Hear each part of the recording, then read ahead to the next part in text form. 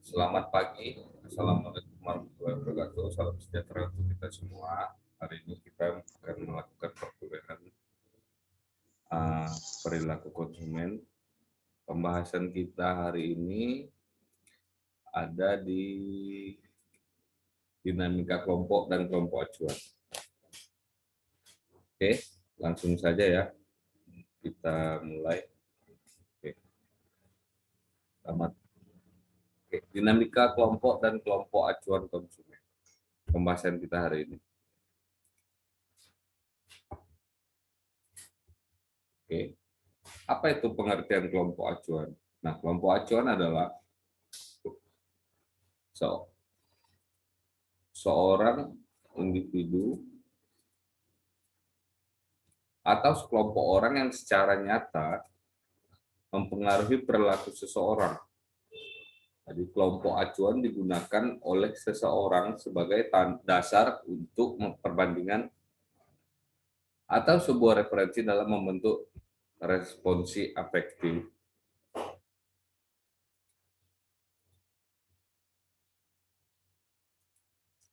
Kognitif dan perilaku. Nah, jadi kelompok acuan ini itu seorang individu bisa atau sekelompok juga bisa yang secara nyata itu mempengaruhi perilaku orang lain. Nah, jadi ini adalah kayak bisa kita bilang itu kayak trendsetter ya. Trendsetter itu seperti itu, atau pembuat tren itu adalah bisa dibilang adalah seorang kelompok acuan atau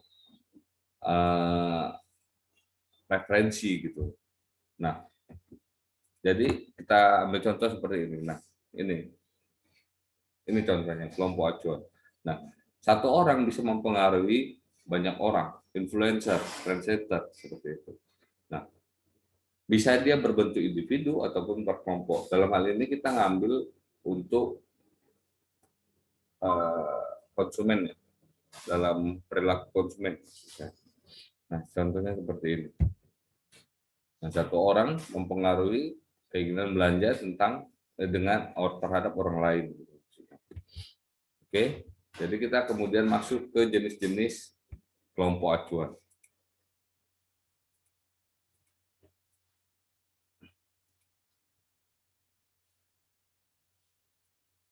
Kelompok yang pertama itu adalah kelompok formal dan informal.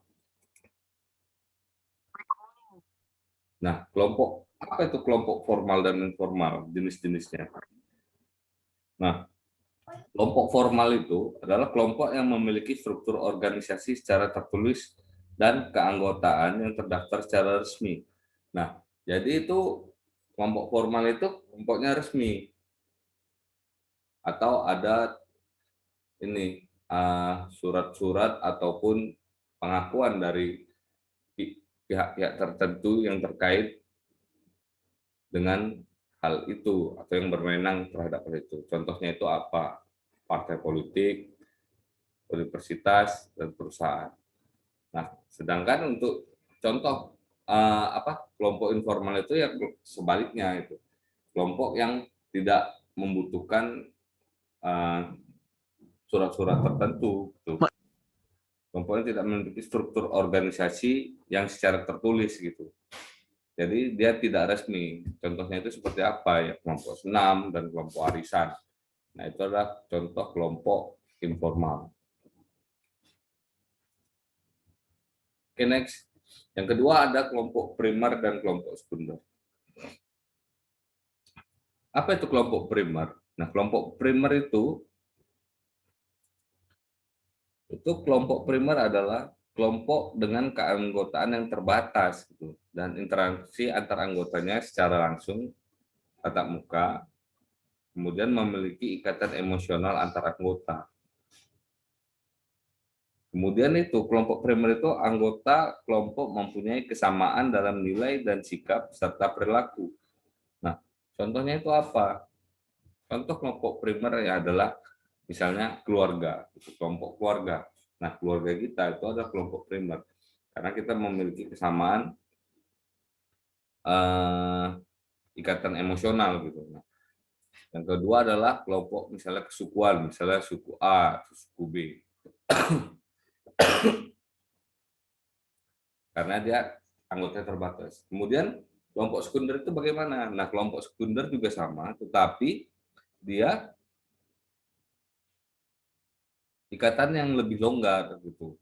Dan antara anggota kelompok itu mungkin nggak terjadi kontak tatap muka. Contohnya aja misalnya alumni gitu. Alumni kan angkatan yang tahun tinggi dengan yang tahun nggak enak kan itu kadang nggak pernah jumpa gitu. Tapi kita bersatu di dalam satu alma mater, misalnya alma mater UMA. Oke. Nah, kemudian itu kelompok aspirasi dan disosiasi. Apa itu kelompok aspirasi dan disosiasi? Nah, kelompok aspirasi itu kelompok yang memperlihatkan keinginan untuk mengikuti norma, nilai, maupun perilaku dari orang lain yang dijadikan kelompok acuannya. Nah, itu contohnya itu, misalnya itu, jadi di sini itu kelompok aspirasi itu ya kelompok yang terinspirasi dari hal atau orang lain. Gitu. Hal-hal, misalnya itu contoh kelompok aspirasi itu anak-anak muda yang senang meniru cara berpakaian selebriti dari Amerika. Nah, terus yang kita contohnya anak-anak muda yang yang senang makanan western gitu, apa makanan dari Italia misalnya gitu. Padahal itu kan itu bukan bukan bukan produk asli kita sendiri. Sedangkan kelompok disosiasi, apa itu kelompok disosiasi? Nah, kelompok disosiasi adalah seseorang atau kelompok yang berusaha untuk menghindari asosiasi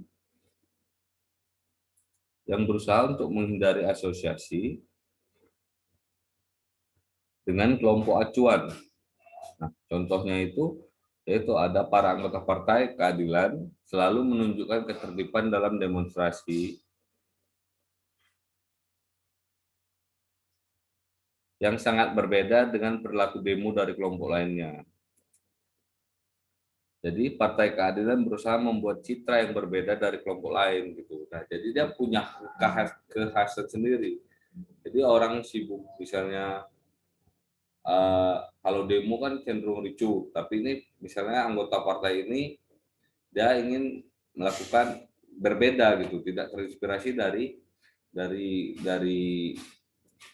demo yang dianggap rusuh itu, nah atau anarkis gitu. Jadi dia ingin melakukan hal yang berbeda di sini.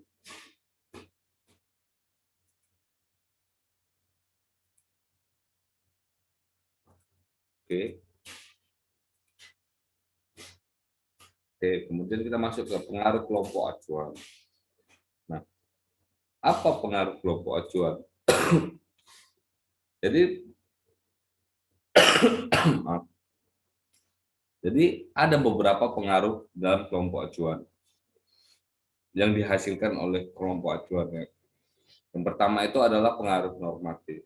Nah, pengaruh normatif ini pengaruh dari kelompok acuan terhadap seseorang melalui norma sosial yang dipatuhi dan diikuti.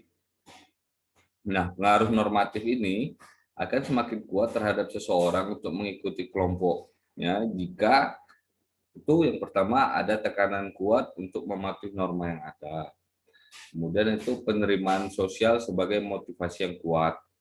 Dan yang ketiga adalah produk dan jasa yang dibeli akan terlihat sebagai simbol dari norma sosial. Nah,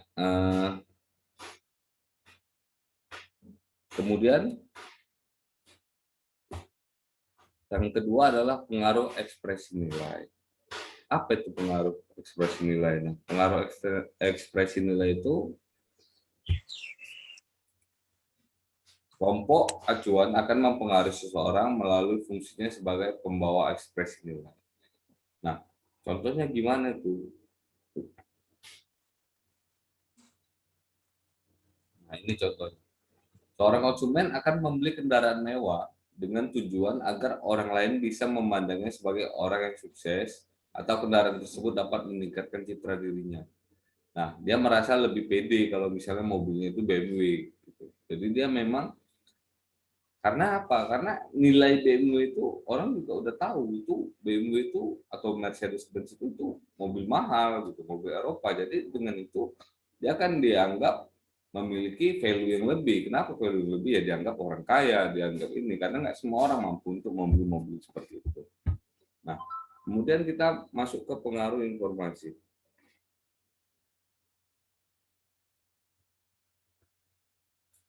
Kita masuk ke pengaruh informasi. Kelompok acuan akan mempengaruhi pilihan produk atau merek dari seorang konsumen karena kelompok acuan tersebut sangat dipercaya sarannya karena ia memiliki pengetahuan dan informasi yang lebih baik. Nah, seperti itu. Jadi maksudnya kelompok informasi itu, pengaruh informasi itu kita akan lebih dipercaya karena kita seorang expert dalam hal itu. Contoh, misalnya kita ingin beli komputer. Nah, saran dari teknisi komputer akan lebih kita dengarkan mengenai spek-spek komputer yang akan kita beli daripada seorang daripada seorang guru gitu, karena guru belum tentu mengerti mengenai komputer. Oke, selanjutnya kita masuk ke beberapa kelompok acuan terkait konsumen. Nah, jadi ada beberapa kelompok yang terkait dengan acuan konsumen. Yang pertama itu konsumen yang pertama itu adalah kelompok pertemanan. Nah, atau friendship groups. Nah, kelompok pertemanan atau friendship groups. Nah, jadi konsumen membutuhkan teman dan sahabat sesamanya. Memiliki teman atau sahabat merupakan naluri dari konsumen sebagai makhluk sosial. Nah, ini adalah beberapa kelompok terkait acuan konsumen. Yang pertama kelompok pertemanan. Jadi kelompok pertemanan itu dia konsumen juga butuh teman kayak gitu. Jadi konsumen itu ya sebagai makhluk sosial itu ya kita itu makhluk yang ditunggal gitu, nggak bisa hidup sendiri. Oke. Yang kedua itu adalah kelompok belanja atau shopping groups. Nah, kelompok belanja adalah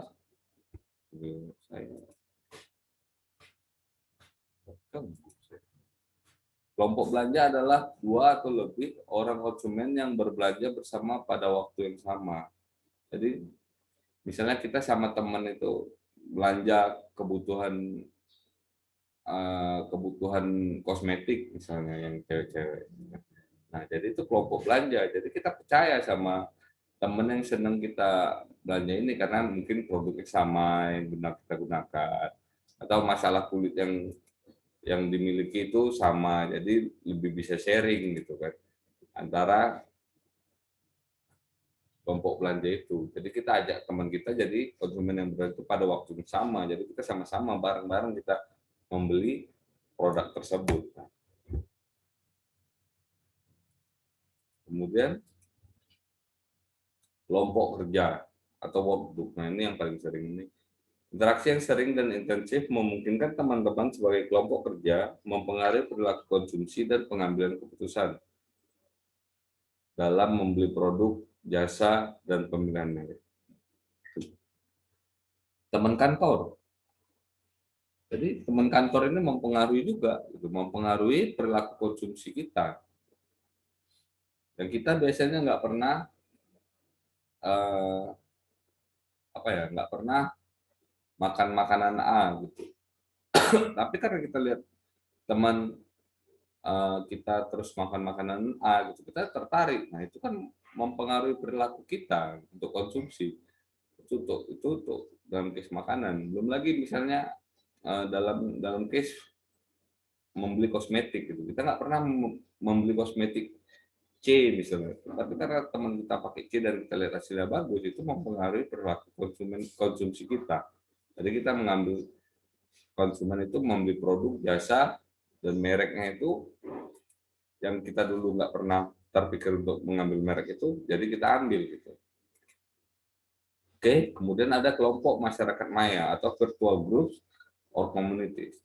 Nah, jadi perkembangan teknologi komputer dan internet itu telah melahirkan suatu kelompok atau masyarakat baru yang disebut kelompok atau masyarakat maya yang tidak dibatasi oleh batas kota, provinsi, atau negara, bahkan oleh waktu. Konsumen yang menjadi anggota kelompok maya atau internet tentu akan sering mengakses informasi yang dibutuhkannya untuk mengambil keputusan dalam pemilihan dan pembelian produk. Nah, di sini bisa kita lihat itu misalnya dalam sebuah komunitas, misalnya kita beli di Tokopedia, kita ingin beli produk. Nah, kita lihat kayak mana reviewnya, pasti kan kita lihat dong, barangnya bagus enggak. Nah, di situ kan terjadi ini lebih komunitas itu yang telah menggunakan, orang yang telah menggunakan barang sebelumnya akan lebih meyakinkan kita dengan reviewnya gitu. Kenapa? Dia telah menggunakan produknya sesuai atau tidak, dan itu produknya bagus atau tidak. Nah, dari situ kita secara tidak sadar itu mempengaruhi keputusan kita untuk pemilihan atau pembelian produk tersebut. Jadi dengan melihat review tadi, kita tuh udah berinteraksi dengan orang lain walaupun interaksinya itu searah gitu. Artinya kita yang mendapat info aja dari dia gitu. Kita nggak nanya apa ini, cuman karena review dia kita merasa yakin untuk membeli produk tersebut. Oke, kemudian kelompok pegiat konsumen. Nah, jadi di sini konsumen itu perlu kelompok yang bisa membantu ketika dirugikan oleh produsen. Nah, misalnya cacat produk atau produk yang apa yang merugikan ternyata mengandung merkuri gitu. Nah, di sini peran untuk menyelamatkan konsumen, pemerintah itu mengakui adanya lembaga perlindungan konsumen swadaya masyarakat yang diharapkan aktif dalam mewujudkan perlindungan konsumen. Nah, jadi ini lebih untuk perlindungan konsumen. Jadi kalau misalnya produknya mengandung bahan-bahan berbahaya, konsumen lembaga perlindungan konsumen itu bisa melakukan pelaporan gitu ke pemerintah untuk memblokir produk tersebut. Nah, itulah kira-kira kelompok acuan terkait dengan konsumen. Nah, ini ada kelompok acuannya. Itu kan kita yang mempengaruhi. Oke, kemudian kita masuk ke dinamika kelompok. Jadi, apa itu dinamika kelompok? Dinamika kelompok berarti dinamika itu kan artinya itu tingkah laku warga yang satu secara langsung mempengaruhi warga yang lain secara timbal balik. Oke, jadi dinamika berarti adanya interaksi atau interdependensi antara anggota kelompok yang satu dengan anggota kelompok yang lain secara timbal balik dan anggota kelompok dengan kelompok secara keseluruhan. Jadi di situ ada interaksi dan interdependensi antara anggota kelompok yang satu dengan yang lain gitu. Nah, itulah arti dari dinamika. Nah, kita masuk ke persoalan dalam dinamika kelompok. Jadi ada 5 persoalan menurut Ruth Benedict yang menjadi dinamika dalam kelompok. Yang pertama itu adalah kohesi. Yang pertama itu ada kohesi. Apa itu kohesi atau persatuan dalam? Nah, apa itu kohesi atau persatuan dalam? Nah, kohesi itu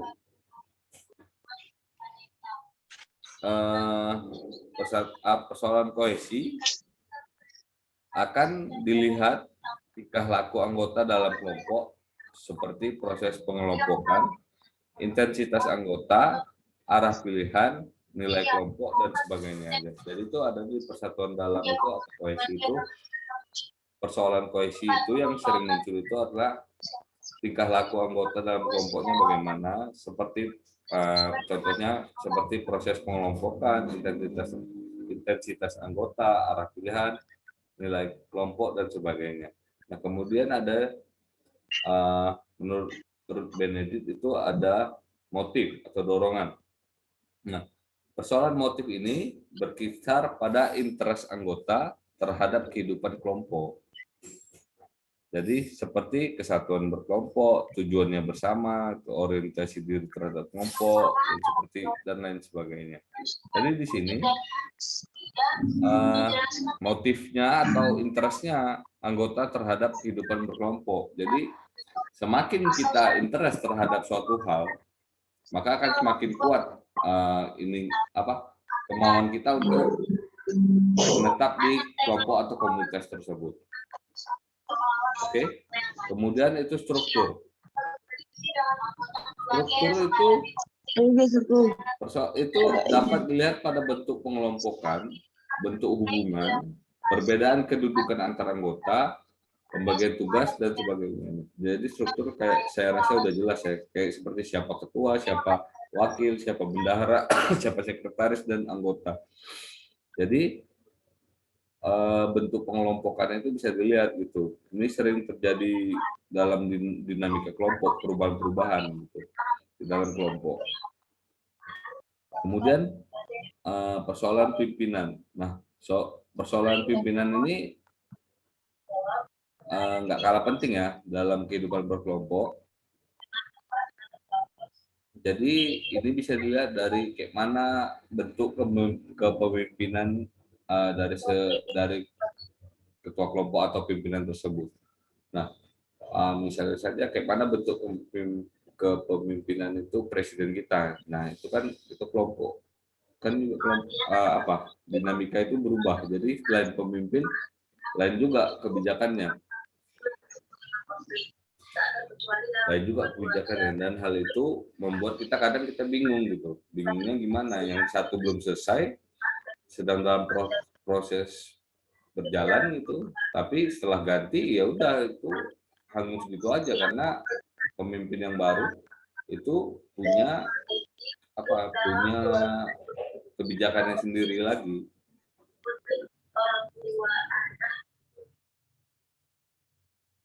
Nah, yang terakhir itu adalah perkembangan kelompok. Nah, perkembangan kelompok itu, jadi persoalan dinamika perkembangan kelompok itu dapat menentukan kehidupan kelompok selanjutnya. Jadi kalau misalnya anggota itu senang tetap berada dalam kelompok tersebut gitu, maka kelompok tersebut akan lebih awet gitu. Tapi kemudian sebaliknya kalau ada perpecahan di dalam kelompok, maka kelompok tersebut bisa bubar gitu. Itu juga misalnya kita ambil contoh suatu partai gitu. Nah, kalau misalnya banyak perpecahan partai itu bisa bubar. Tapi kalau partai itu kuat bersatu, itu akan lebih mudah untuk memenangkan pemilu. Kemudian terjadi pertengkaran antara ibu dan bapak atau antara orang tua dan anak. Oke, kemudian kita masuk ke pendekatan dinamika kelompok. Jadi ada beberapa pendekatan yang saya ambil dalam dinamika kelompok. Yang pertama itu adalah pendekatan oleh Bales dan Humans. Cara ini ditemukan oleh para Yang pertama itu pendekatan oleh Bales dan Humans. Pendekatan ini mendasar pada konsep adanya aksi, interaksi, dan situasi yang ada dalam suatu kelompok. Jadi, Humans itu mengatakan dengan adanya interaksi dalam kelompok, maka kelompok yang bersangkutan merupakan sistem interdependensi. Jadi ada sifatnya itu 3. Sistem interdependensi itu dengan sifatnya itu yang pertama itu adanya stratifikasi kedudukan warga, kemudian adanya diferensiasi dalam hubungan dan pengaruh antar anggota, ketiga itu adanya perkembangan pada sistem interkelompok yang diakibatkan adanya pengaruh faktor-faktor dari luar kelompok. Nah, itu adalah menurut Dale dan Sungo. Kemudian ada pendekatan oleh Stockdale. Pendekatan Stockdale ini menekankan pada sifat-sifat kepemimpinan dalam bentuk organisasi formal. Jadi Stockdale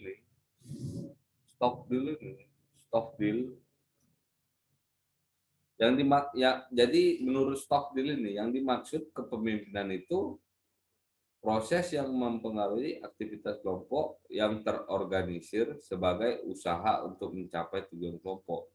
Jadi dalam itu fungsi pemimpin ini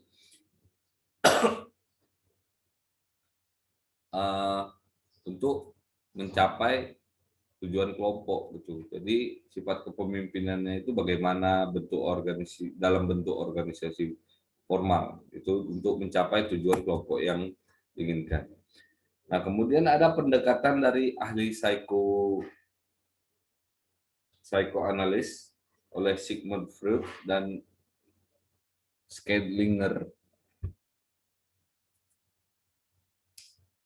Schellinger itu berpendapat bahwa aspek-aspek motif dan emosional sangat memegang peranan penting dalam kehidupan kelompok. Beliau mengungkapkan betapa kelompok akan dapat terbentuk apabila didasarkan pada kesamaan motif antar anggota kelompok. Jadi menurut Schellinger ini, dia kelompok itu lebih mudah dibentuk apabila ada satu tujuan yang sama. Nah, jadi misalnya kita sama-sama ingin, contohnya kita sama-sama ingin merdeka di Indonesia.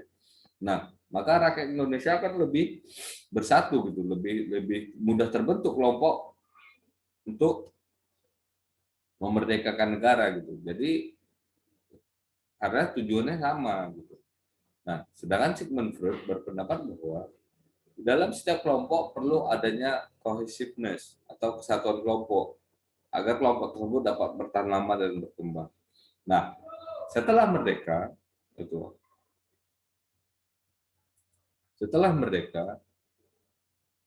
harus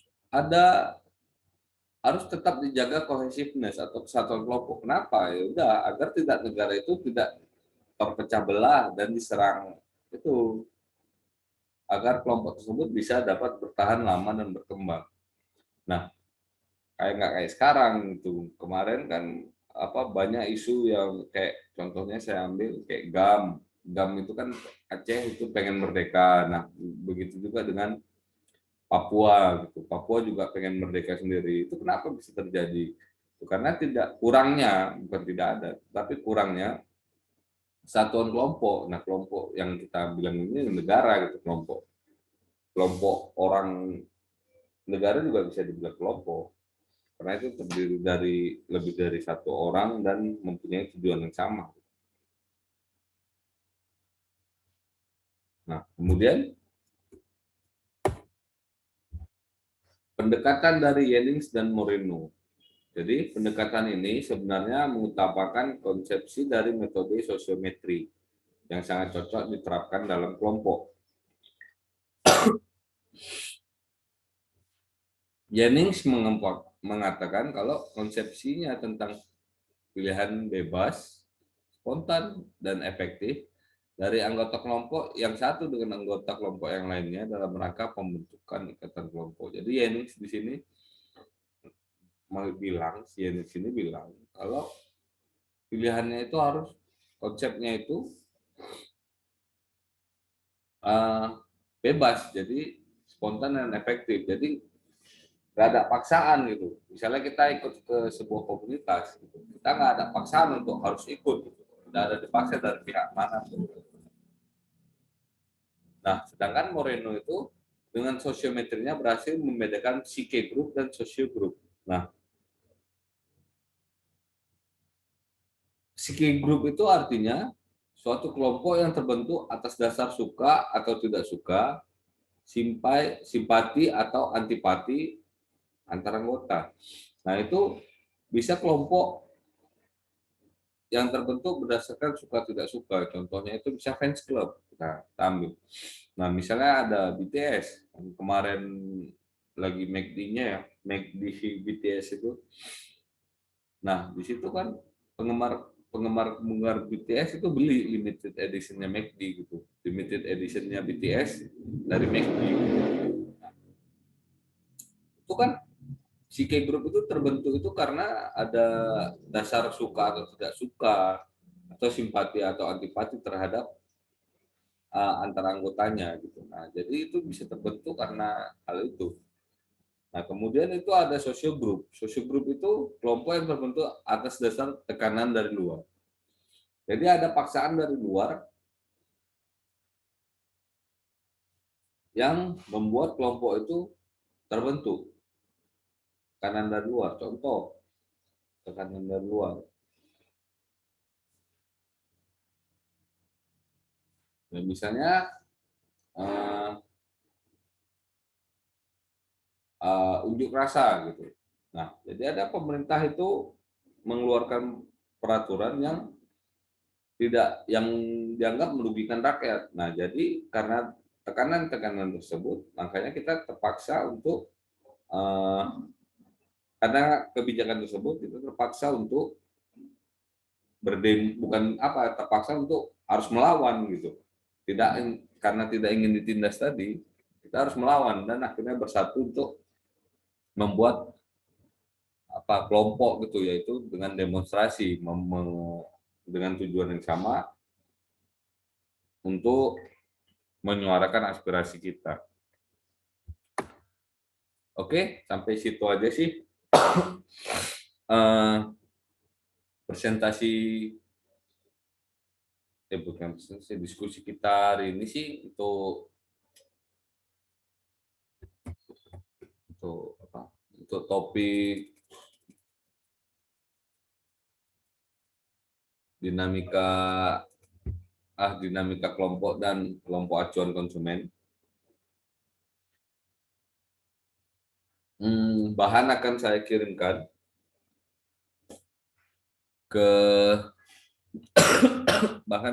kirimkan ke Google Classroom karena waktu Zoom yang terbatas. Kita juga akan diskusikan melalui pertanyaan-pertanyaan itu melalui Google Classroom saja, karena takut saya ini waktu tinggal 2 menit.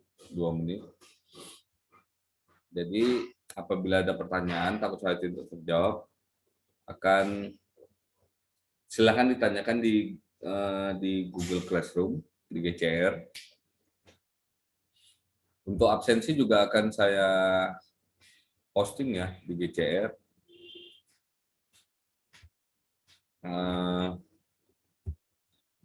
Tapi sambil nunggu-nunggu, ada yang ingin bertanya? Silakan. Mengenai pembahasan kita hari ini. Silakan.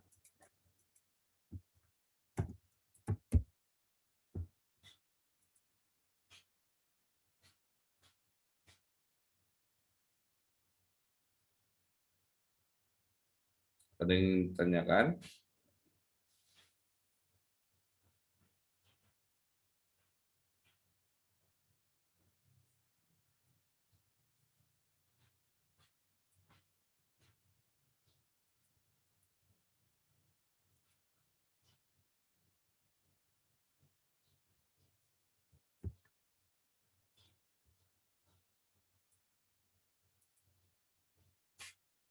Halo?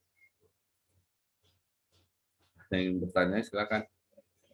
Mengenai pembahasan kita hari ini.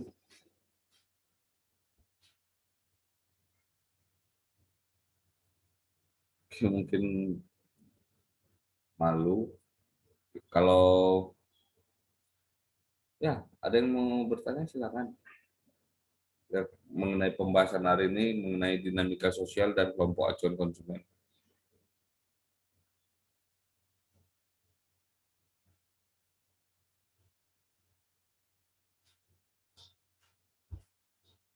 Ada? Kalau nggak ada,